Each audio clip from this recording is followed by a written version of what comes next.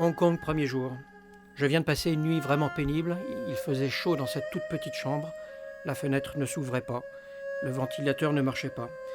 Ce matin, je décide de sortir et je vais partir à la découverte de Kowloon.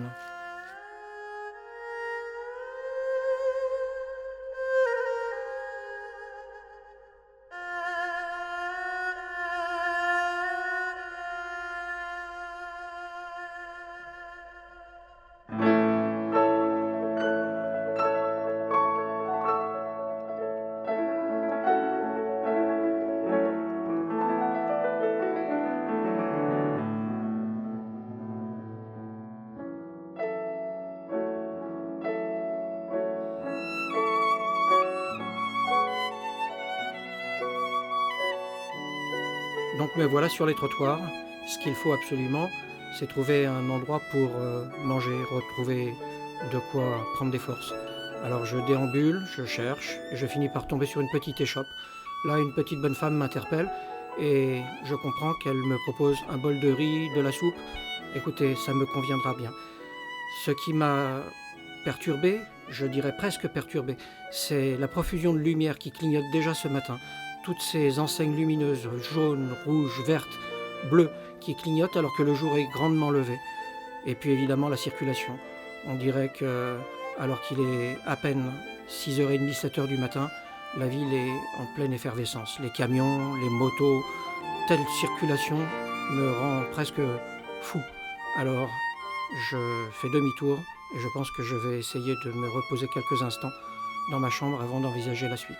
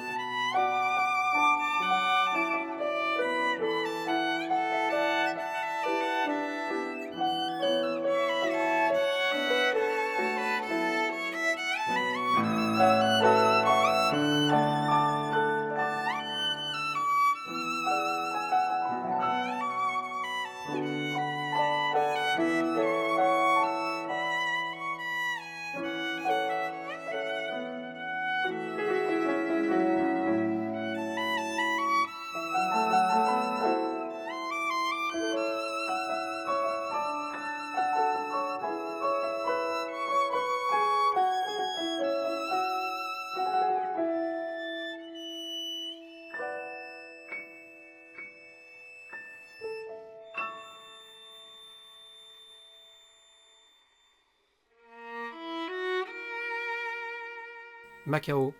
Me voilà donc à Macao ce matin. J'ai traversé la rivière des Perles, laissant derrière moi Hong Kong. Je découvre cette cité qui fait rêver tous les Occidentaux. Je suis arrivé ce matin, je me pose sur un banc et alors que je suis en train de regarder dans mon guide de quoi me documenter, un monsieur s'assied à côté de moi, c'est Enio, un Brésilien qui, de façon extrêmement amicale, me propose de l'aide. Il s'adresse à moi en portugais, pensant certainement que je suis moi-même portugais. Je lui explique que je suis un jeune Français et il passe immédiatement au français de façon extrêmement à l'aise. Nous partons nous promener dans les rues, il m'emmène aux puces chinoises, au fort de Macao. Enfin, après quelques heures de déambulation, il me propose d'aller boire un coup chez lui. J'y découvre alors une collection hallucinante d'instruments de musique chinoise. Elio, aujourd'hui encore, 40 ans plus tard, est mon ami et c'est une rencontre qui sera déterminante pour moi.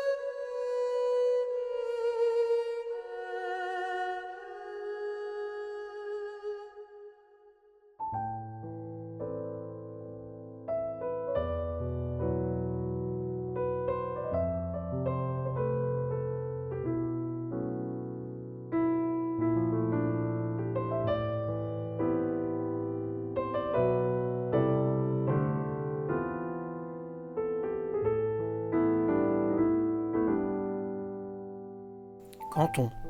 Hier soir, j'ai pris un bateau qui me permettait de rentrer en Chine continentale depuis Macao.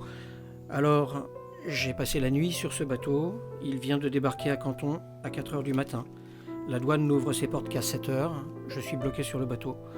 Enfin descendu, je constate que de vieux bus et des trams circulent au milieu des bicyclettes.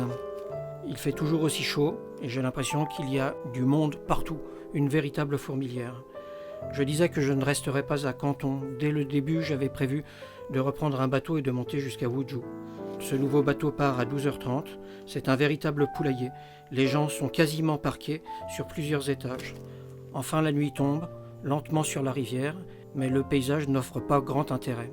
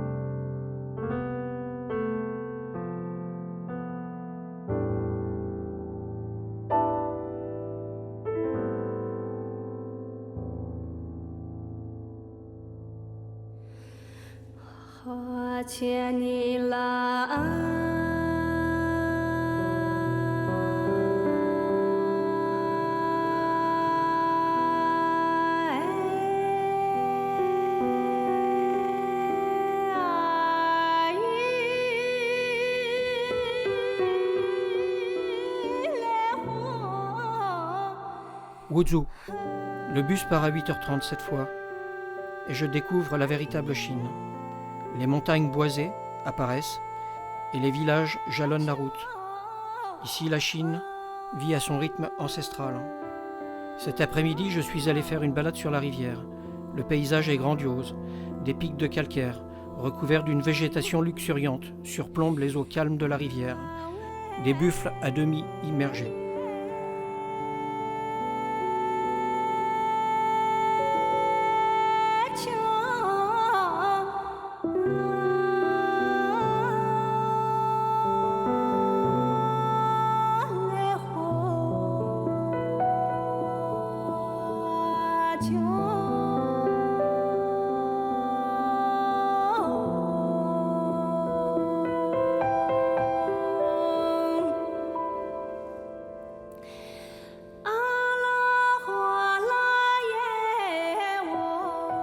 Train Kunming-Chengdu. Le train arrive en gare de Kunming. Le voyage commence par la ruée sur les quais. Toutes les places sont occupées. C'est une véritable guerre pour arriver à trouver un siège. Impossible de dormir. Ce voyage dure en réalité 33 heures. Il va falloir que le temps s'égrène. J'ai fini la nuit allongé dans le couloir sur un tapis fait par une simple bande de plastique.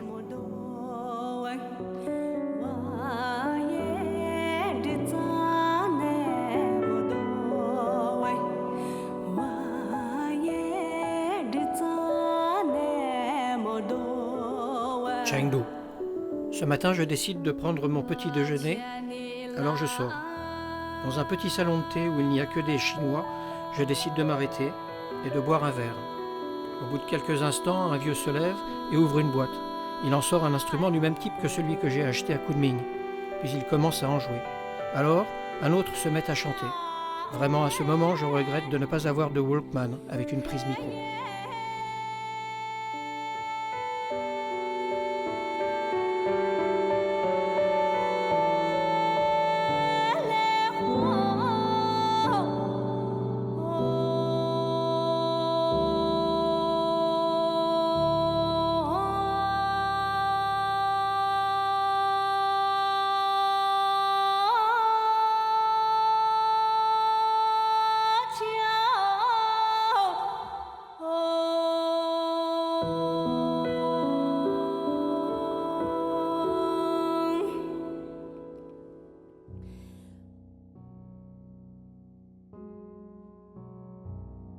Pékin. Une gigantesque statue se dresse devant le palais des expositions face à une immense allée. Toutes les villes chinoises semblent être construites sur le même modèle. Quadrillage, offrant la même architecture, austère et rectiligne. Les carrefours immenses sont souvent encadrés de panneaux suggérant toujours la propagande idéologique du pouvoir en place.